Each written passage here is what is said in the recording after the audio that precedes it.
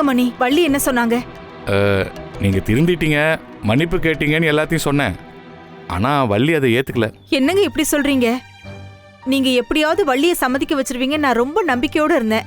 இவ்வளவு நாளா நம்பிக்கை துரோகமா பண்ணிட்டு இப்ப நம்புங்கன்னு சொன்னா எப்படி? இத பாருங்க, நீங்க எல்லாம் இப்படி அவமானப்படுறத பார்த்தா என் மனசுக்கு எவ்வளவு சந்தோஷமா இருக்கு தெரியுமா? எல்லாம் சரி, நான் திருந்தி புதுசா ஒரு வாழ்க்கை வாழணும்னு ஆசைப்பட்டேன். அப்படி இல்லாம கடைசி வரைக்கும் நான் அவமானப்பட்டு தான் வாழணும்னு என் தலையில எழுதியிருந்தா நான் என்ன செய்யறது? எப்படியோ எனக்காக நீங்க கஷ்டப்பட்டு வள்ளிக்கிட்ட பேசுனீங்களே, அதுவே பெரிய விஷயம்தான். நான் வரேங்க. ஒரு நிமிஷம். வள்ளி உங்களை சேர்த்துக்கிறதுக்கு சம்மதிச்சிட்டா. அப்படியா? நிஜமாவா?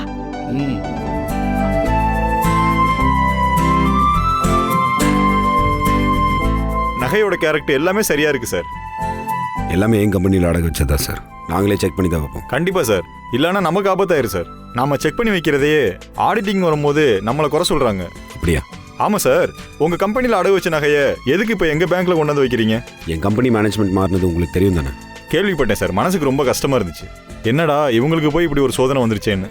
நீங்க இவங்களுக்காக வருத்தப்படுறிய, இவங்க இந்த நகையை அடகு வச்சவங்களுக்காக வருத்தப்படுறாங்க. என்ன சொல்றீங்க? எங்க கம்பெனில இந்த நகையை அடமானம் வச்சவங்களுக்கு வட்டி கட்டி இத மீட்க முடியல.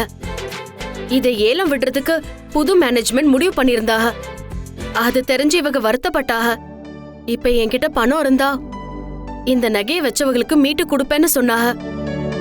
சொன்னது என்னமோ நான் தான் சொன்னேன், சொல்லிட்டு விட்டேன். அதுக்காக எங்கெங்கேயோ கடன் வாங்கி யார் யாரையோ அனுப்பி இதை ஏலத்தில் எடுக்க வச்சிட்டாங்க. வேற வீட்டுக்காரங்க ஆசைப்பட்டதை நிறைவேற்றி கொடுக்க வேணாமா? இந்த மாதிரி ஆதர்ச தம்பதிகள் அமைகிறது ரொம்ப கஷ்டம். ஹஸ்பண்ட் தெற்கெழுத்தா ஒய்ஃப் வடக்கெழுப்பாங்க. பெரும்பாலான வீடுகள்ல அப்படித்தானே இருக்கு. அப்படியா? என்ன இப்படி ஆச்சரியமா கேக்குறீங்க? என் வீட்லயும் அப்படிதான் சார் இருக்கு. உங்களை மாதிரி ஒரே வேவ்லென்த் உள்ள ஹஸ்பண்ட் அண்ட் ஒய்ஃபை பார்க்கவே முடியாது. Thank you sir. ஆமா, நீங்க மீட்ட நகையை இங்க ஏன் கொண்டு வந்திருக்கீங்க?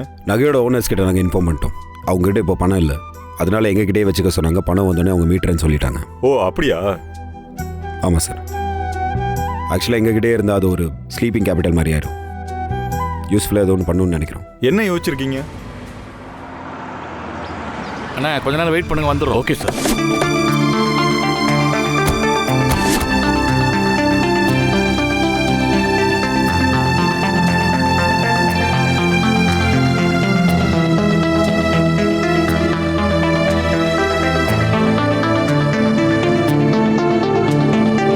வாங்க. உள்ள வரதுக்கே ஒரு மாதிரி இருக்கு எனக்கு. என்னங்க செய்யறது, நம்ம வீட்டுக்கே நம்ம அந்நியம் ஆயிட்டோமே. ஒன்னும் கவலைப்படாத மாப்ள, சீக்கிரம் எல்லாம் சரியாயிடும். அன்னைக்கு கூட நாங்க வரும்போது என்னைக்கு வரும்போது அது திருப்பதி போயிட்டு வந்த அன்னைக்கா? ஆமா ஆமா ஆமா ஆமா ஆமா அதான். என்ன அன்னைக்கு? அது இந்த வருஷம் தீபாவளி தான் வீட்டுல கொண்டாட முடியல. அடுத்த வருஷம் எல்லாருமா சேர்ந்து இந்த வீட்டுல தீபாவளி சந்தோஷமா கொண்டாடலாம் நினைச்சேன் மாப்ள. நீங்க ஆசைப்பட்ட மாதிரியே கொண்டாடுவோனே. சரி வாங்க வாங்க. வா மாப்ள.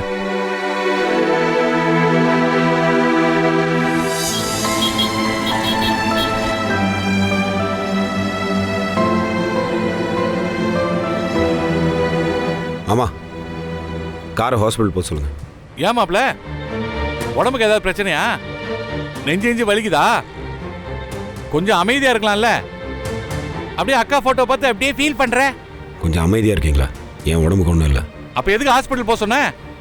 அசோக்கா பார்க்கணும். அவங்கள போய் எதுக்கு இப்ப பார்க்கணும்? நான் அவங்கள போய் பார்த்தா உனக்கு என்ன பிரச்சனை? என்ன மாப்ள இப்படி ஒண்ணும் தெரியாத மாதிரி கேக்குற? அக்கா போட்டோ பார்த்ததுக்கு ஏகப்பட்ட ஃபீலிங்ஸ். இந்நேரில் போய் பார்த்தா ஒரு பாச போராட்டமே இல்லை நடக்கும். பாச மலர்லாம் தோத்து போயிடும்ல. அதுல உனக்கு ஏதாவது உடம்புக்கு ஆயிடுச்சுன்னா என்ன பண்றது? என்ன நாள் பரவாயில்ல, நான் அக்கா பார்த்தே ஆகணும். என்ன மாப்ள சின்ன குழந்தை மாதிரி அடம் பிடிச்சிட்டு இருக்க? அவங்கள போய் இப்ப பாக்குறதெல்லாம் நல்லது இல்லைங்க. அது நல்லதா கேட்டதான் நான் பாத்துக்கிறேன். சரியா? எங்க நமக்கு நடந்த எல்லா பிரச்சனைக்கும் காரணம் அவங்க தானா? நீங்க புரிஞ்சுக்க மாட்டீங்களே. அதை கேட்காம அவங்கள ஹாஸ்பிட்டல்ல போய் பார்க்கணும்னு சொல்றீங்க. அவங்க என் அக்கா. அவங்க உங்க அக்கா இல்ல, பக்கா ஃப்ராடு. மாமா, அவங்களாலதே நம்ம வாழ்க்கையில எல்லா குழப்பமும் வந்திருக்குன்னு சொல்றேன். நீங்க மறுபடியும் மறுபடியும் அவங்களே போய் பார்க்கணும்னு சொல்றீங்க? ஆமா மாப்பிள, இப்ப போய் நீ அக்காவை பார்த்தேன்னு வை, அதுக்கப்புறம் அது ட்விஸ்ட் அடிச்சு விடும். நம்மளால தாங்க முடியாது மாப்பிள. அக்கா என் லைஃப்காக எவ்வளோ சாக்ரிஃபைஸ் பண்ணியிருக்காங்க உங்களுக்கு தெரியுமா? அவங்கள நான் அக்காவை பார்க்கல, அம்மாவை தான் பார்க்குறேன். நீங்க அம்மாவா நினைக்கிறீங்க, ஆனா அவங்க உங்களை தம்பியா கூட நினைக்கல. அதை நீங்க புரிஞ்சுக்கவே மாட்டீங்க. எனக்கு எதுவும் புரிய வேண்டாம். என் மனசில் என்ன இருக்குதோ அது அப்படியே இருக்கட்டும். மாப்பிள, நீ பேசுறது சரியா இல்லையா நீயே யோசிச்சு பாரு மாப்பிள. இப்போ நீங்கள் ஹாஸ்பிட்டல் போக சொல்கிறீங்களா இல்லையா? சொன்னா கேளு மாப்பிள. அண்ணே, நீங்கள் வண்டி நிறுத்துங்க. சொல்கிற கேளுங்க, வண்டி நிறுத்துங்க. என்ன செய்யணும்னு மட்டும் சொல்லுங்க. ஓகே. என்ன சாரு, 4-5 பேருக்கு ஃபோன் பண்ணிட்டேன். என்ன உன் பிளானு? சொந்த காலில் நிற்கும் போது மனசுக்கு ஒரு திமிரும் தைரியமும் வரும். அதை அடிச்சு காலி பண்ணும். அப்படி செஞ்சுட்டா தரையோட தரையா கிடப்பாங்க. தரையில கிடந்தா அவங்க நம்ம உயரத்துக்கு எந்திரிச்சு நிக்க முடியாதுன்னு நினைக்கிறியா?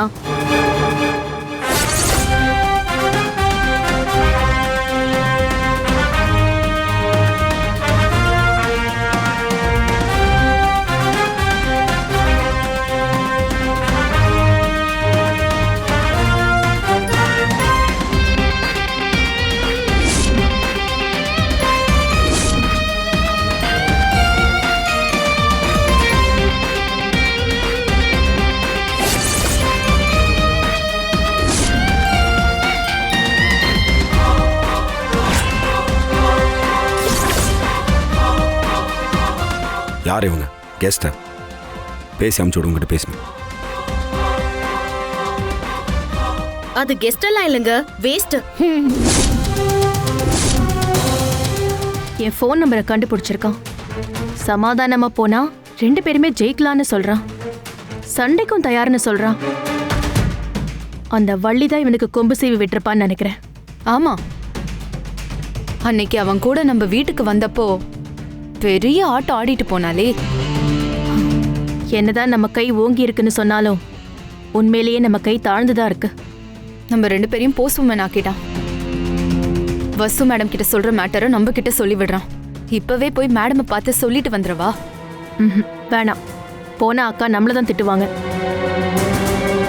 எனக்கு எதிரிங்கன்னு தெரிஞ்சதுக்கு அப்புறம் ஏன் விட்டு வச்சிருக்கீங்கன்னு கேட்பாங்க. எனக்கு எச்சரிக்கை கொடுத்துருக்கான், அதை நீ வேடிக்கை பார்த்துட்டு இருப்பியான்னு கேட்பாங்க. ஒன்றும் கவலைப்படாதீங்க, அவனை இருக்கிற இடத்துல வச்சு அடிப்போம். என்ன சொல்லிக்கிட்டே இருக்க, ஆனா ஒன்றும் செய்ய மாட்டேங்கிறியே. நம்ம இடத்துக்கு வந்த போதே அவங்கள எதுவும் செய்ய முடியல, அவங்க இருக்கிற இடத்துல வச்சும் நம்மளால ஒன்றும் செய்ய முடியல. செய்ய வேண்டியதை சரியா செஞ்சிருந்தா இப்ப அவன் எனக்கு ஃபோன் பண்ணி பேசுவானா? உனக்கு வேகமும் பத்தல, விவேகமும் பத்தல. 1000 முட்டாள்களை அழிக்கிறது ஈஸி, ஆனா ஒரு புத்திசாலி அழிக்கிறது ரொம்ப கஷ்டம். இப்படியே ஏதாவது சொல்லிக்கிட்டே இரு. நாம நம்மளோட பவர்ஃபுல்லான எதிரிக்கிட்ட மோதிக்கிட்டு இருக்கோம், அதுதான் பிரச்சனை. அவன்கிட்ட தான் ஒன்றும் இல்லையே, அவன் எப்படி நம்மளை விட பவர்ஃபுல் ஆவான்? காசு பணம் மட்டும் பவர் இல்லைங்க, அதை தாண்டி இந்த உலகத்துல எத்தனையோ பவர் இருக்கு. அப்போ அவனோட பவரை காலி பண்ணுவோம். எப்படி? அவன் தட்டுல விழுற சாப்பாட்டை முதல்ல கட் பண்ணணும். சாப்பாட்டுக்கே வழி இல்லாம போயிடுச்சுன்னா அதை பத்தி மட்டும்தான் யோசிப்பாங்க, மத்தத பத்தி யோசிக்க மாட்டாங்க. கரெக்டான யோசனை தான். நம்மளோட அடுத்த தாக்குதல் அதான் இருக்கணும். முதல்ல அவனோட வருமானத்தை கட் பண்ணணும். அவன் எதை வச்சு ஜெயிச்சுக்கிட்டு இருக்கானோ அதை தோல்வியாக்கி காட்டணும். சூப்பர். ஃபர்ஸ்ட் அவனை சைக்காலஜிக்கலாக வீக் பண்ணணும், அப்புறம் டோட்டலாக காலி பண்ணணும்.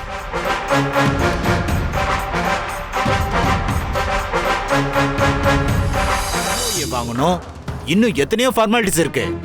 இப்படி எதுவுமே இல்லாம எந்த லைசன்ஸும் வாங்காம நீங்க பாட்டுக்கு உங்க இஷ்டத்துக்கு இப்படி ஒன்னு ஆரம்பிச்சா என்ன அர்த்தம்?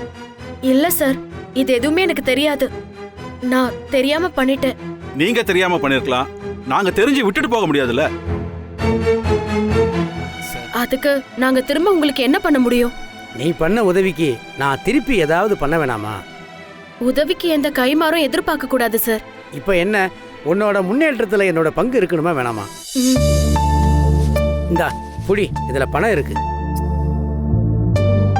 என்ன மஞ்ச பையன்னு பாக்குறியா? இப்பதான் எல்லாரும் மஞ்ச பை வச்சுக்கன்னு சொல்றாங்களே, கேஷ் இருக்கு.